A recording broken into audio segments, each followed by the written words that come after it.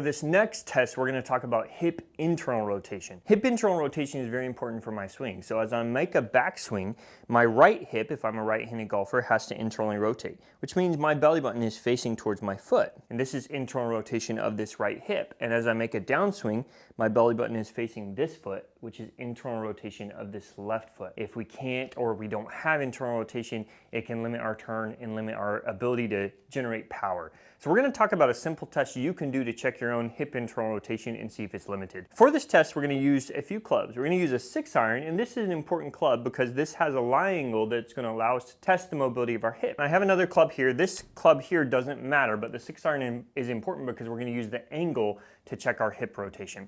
So I'm going to lay the 6-iron here along the club, and this will make an angle. And I'm going to take another club here. This club doesn't matter either.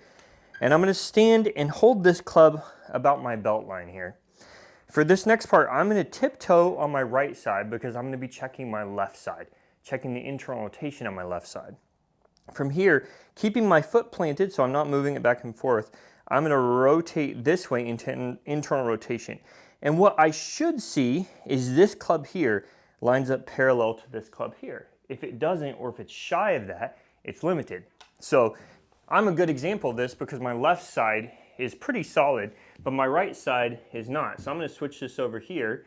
Now we're going to check my right side. Once again, the club goes across the belt line.